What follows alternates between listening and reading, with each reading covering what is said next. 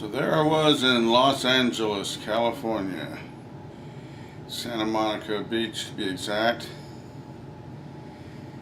Really a wonderful, beautiful beach area, beautiful place. And as I was saying, that downtown LA has a mission. You could eat regular meals, even if you weren't staying there. You could eat lunch and dinner, I think, maybe a breakfast, and get fed up, get full enough where you didn't feel hungry and weren't necessarily on the edge of starving or anything. But when you're further away, if you're out at the beach areas, the resort areas and such, they didn't have as many soup lines or facilities, missions and whatnot. So you kind of had to live whatever way you could. I'm sure some people did a lot of panhandling or maybe picked up day labor, other things. I did some of that kind of stuff too later on. But mostly, initially, the only way I would get food is by looking through trash cans or following people after they had left something behind. And one of the first things like that I remember on the Santa Monica Pier was a cone of ice cream someone had left in the trash can. What looked like nearly a perfectly complete scoop of ice cream on top of a cone, sitting there melting and just barely getting glazed over on the outside of the cone. Who knows, maybe they dropped it or something happened, they threw it away. But here's my logic, the thinking of it is it couldn't have been there very long. It was still mostly ice cream, barely starting to melt.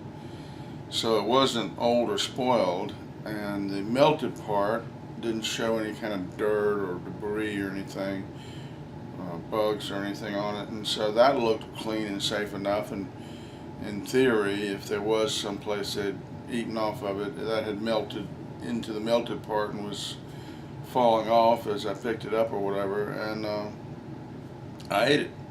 It was great on the Santa Monica Pier, eating an ice cream cone, having a good time. And but other things would take a little more judgment maybe before I would partake of them. Chips are the kind of thing that don't spoil very easily, and it's a dry climate. You have to know what Southern California is like anyway.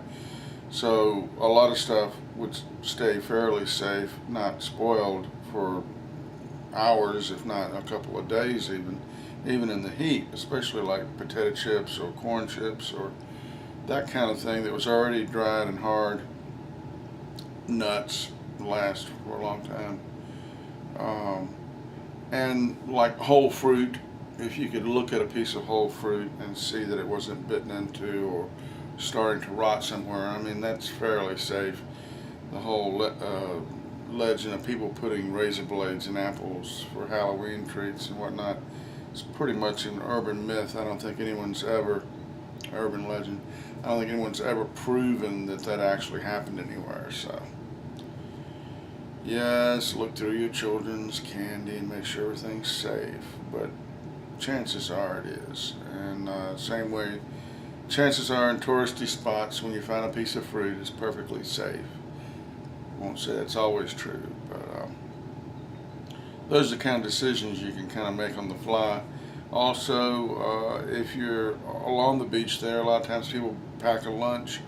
They'll wrap their sandwiches in saran wrap or put it in a baggie or whatnot, and you can see sometimes a baggie in the trash or in a brown paper bag that has a whole sandwich in it. It's not even been bitten off of. And so when you find food like that, you're a little bit less wary or hesitant about trying it, unless someone's trying to poison you or unless they're deathly ill. And as I said, they don't tend to hang out around the resort places when they're ill. Then most of the time you can figure it's safe. It's just whether or not you want to go through the indignity or humility of reaching into a trash can to get something to eat. That's the choice you make, my friend. And Not saying my choice was right, but made life a little more livable for me while I was there. Good times.